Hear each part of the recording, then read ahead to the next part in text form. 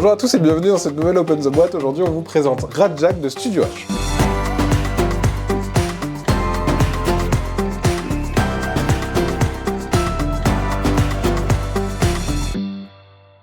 Rajack, c'est un jeu de Maxime Mercier et Mathieu Kahn, illustré par Zaël. C'est un jeu un peu inspiré du Blackjack. Pourquoi ? Parce qu'il ne faudra pas dépasser 25. Normalement, au Blackjack, c'est 21. Là, si on dépasse 25, allez, ciao bambino, on s'en va. Et c'est pour ça qu'on va, à notre tour, jouer des cartes, jouer des pouvoirs spéciaux pour s'approcher le plus de 25. Si on arrive à faire un Rajack, c'est-à-dire pile 25, là, c'est la classe. C'est comme au Blackjack, il faut faire tout pile, mais pas dépasser. C'est à partir de 10 ans, pour 2 à 4 joueurs joueuses, 20 minutes la partie. Et ce qui est cool, c'est qu'il y a plusieurs sets de cartes. On va pouvoir jouer de différentes façons. On va voir, il y a différents decks. C'est le format volé, comme Oriflamme, l'illustre Oriflamme. La règle du jeu, alors c'est tout con, hein, voilà, c'est juste une feuille comme ça qui s'ouvre, tac, donc c'est un format A3 en gros, avec les explications des pouvoirs ici, des jetons bonus et des effets des cartes. Voilà, il n'y a quasiment rien à savoir, ça s'explique très très vite. Dans la boîte, on a des boîtes, c'est une boîte de boîtes.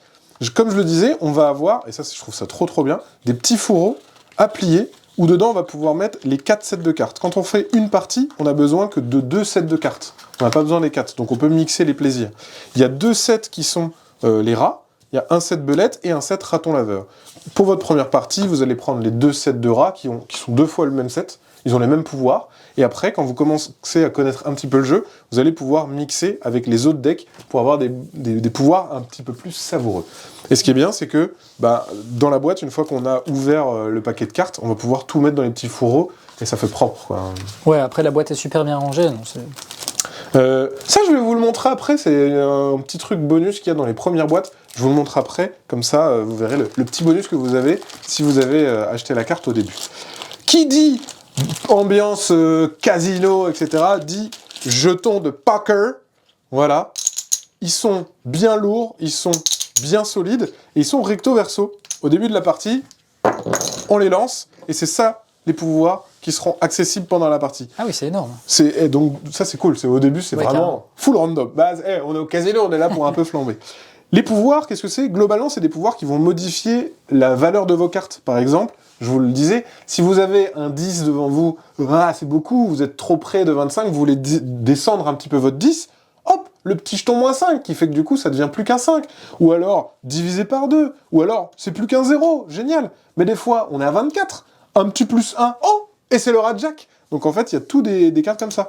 Sachant que, bien évidemment, dans le jeu, va falloir être méchant. Et peut-être des fois aller pourrir les autres. Oh, tiens, mais toi, tu serais pas, par exemple, à 24, et si je te faisais un petit +5 dans la gueule, et quand on élimine les autres, bien sûr, on va gagner des points. Les points sont symbolisés par ces jetons-là, qui sont aussi en plastique.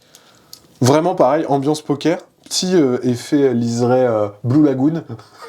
Oui. Je sais pas comment expliquer, mais il est cool. Le matos, c'est vraiment cool. Il y a un truc un peu jeton de casino, quoi. Ça doit être super agréable de jouer avec, quoi. Le bruit qui se passe sur la table est vraiment top. Et ensuite, on a le cœur du jeu qui sont les cartes. Donc, comme je le disais, en fait, à votre tour, vous allez avoir des cartes devant vous et vous allez pouvoir, à la manière d'un Skyjo, soit piocher dans la pioche, soit piocher dans la défausse. Donc, on a à chaque fois ces choix-là de piocher visible ou piocher caché. Je le disais, alors déjà, regardez les cartes, elles sont toutes foil, elles ont toutes un liseré foil doré. Ah oui, tout autour. Je sais pas si ça se voit bien. Mais il y a un liseré doré un peu foil qui est vraiment trop beau. Et donc là, par exemple, on a le deck des rats rouges, le deck des rats bleus. Donc ça, c'est 2 fois le même deck avec des cartes qui vont de 1 à 12. Ici, on a le gang des bellettes. Ici, voilà, hop.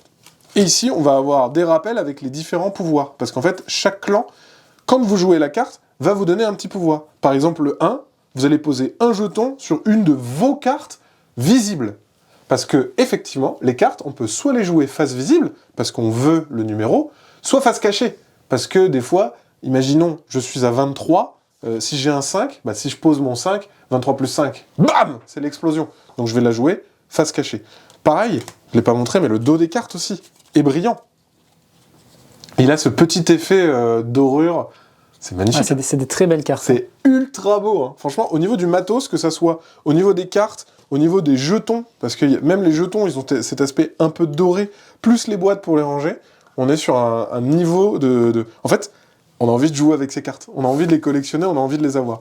Petite astuce aussi, ils ont mis en bas le chiffre, ce qui fait que si la carte n'est pas dans notre sens, on arrive quand même à lire les numéros dans l'autre sens. Donc ça, c'est vraiment bien. C'est malin.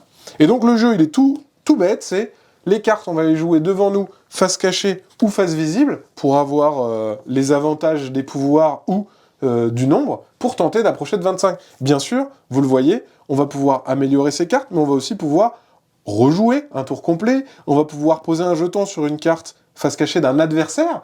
Tiens, finalement, cette carte, tu vas la retourner, parce qu'il y a des jetons.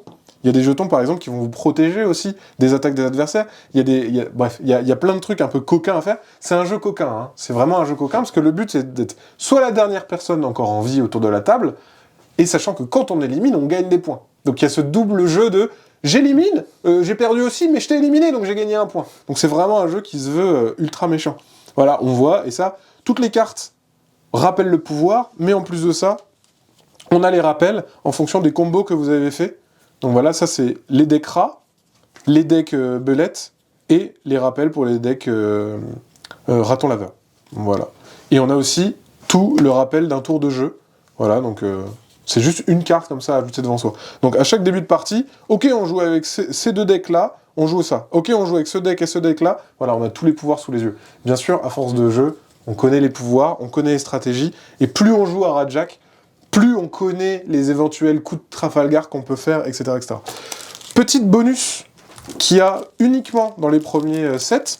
De base, on a ces jetons-là. Et bien là, ils ont rajouté dans les premières impressions une carte supplémentaire avec un jeton supplémentaire qui rajoute de nouveaux pouvoirs, parce que c'est recto verso, avec la petite carte règle de jeu. Donc ça, c'est vraiment un goodies exclusif à la première version, et ça rajoute encore plus de possibilités de jeu, parce que déjà au début, on met recto verso les pouvoirs, bah là, du coup, on a un pouvoir supplémentaire dans notre jeu Rajak. Voilà, c'est une présentation de Rajak, et bien sur ce, comme d'habitude, on vous fait des gros bisous, on vous dit à la prochaine, et faites vos jeux.